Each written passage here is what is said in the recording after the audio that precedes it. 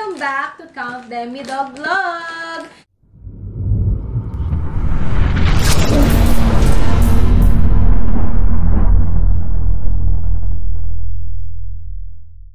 For today, meron tayong i-share sa inyo na bagong treats in the market.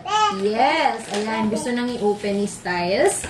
So, gusto niya nang ibigay sa kanyang mga alaga. So, kitang-kita nyo naman. Kasama natin ngayon sa ating vlog si Summer. Ayan. So, si Summer, bagay na bagay sa kanya tong treats na to. Kasi ang pangalan ng treats na to ay Sumis.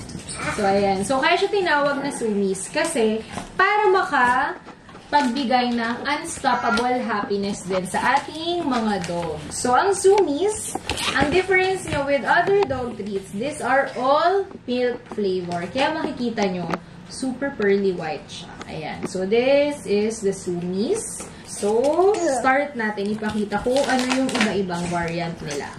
Ayan. So, itong nasa canister is Sumis na bites and bar. So, for today, yung hawak ko na Sumis is bite siya. Kasi bite size siya. So, perfect siya gamitin for training. So, kung makikita nyo, ganito lang siya. So, may iba-iba siyang shape actually. So, this one, ito yung Summer sit. Summer sit. Sit lang. Size. So, ito yung star milk na shape. Ayan.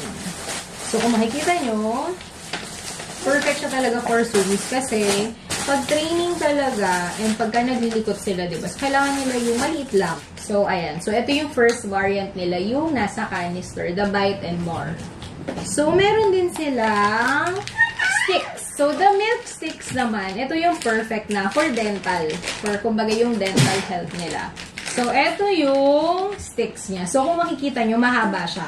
Yung bar size na nakalagay sa canister is almost half. So, mas maliit siya. So, this one, dahil mahaba siya, perfect siya para sa mga medium to large breed. And, of course, for the dental treats ng mga small dog. So, give muna natin si Sky. Then, si Summer. Summer, sit.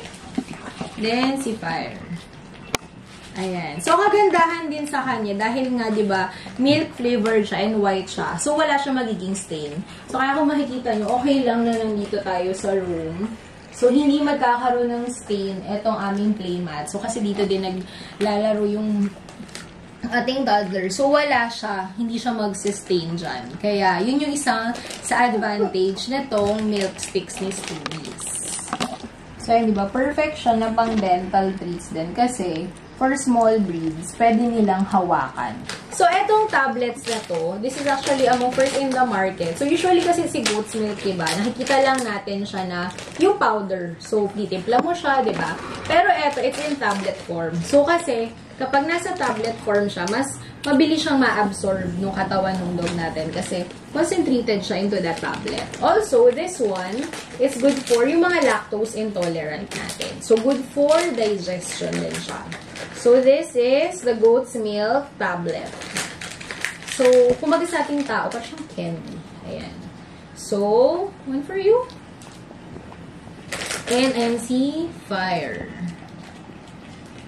So, amoy na amoy po ang kanyang nagatas siya.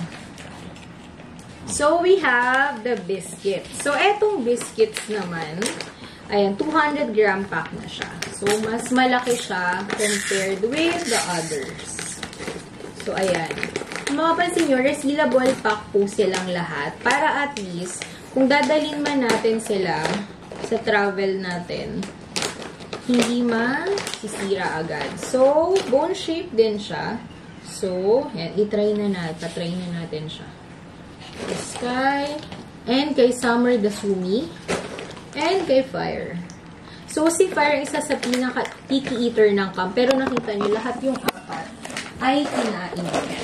So, we have the canister. So, bite and bar. Then, we have the Sumi's milk stick.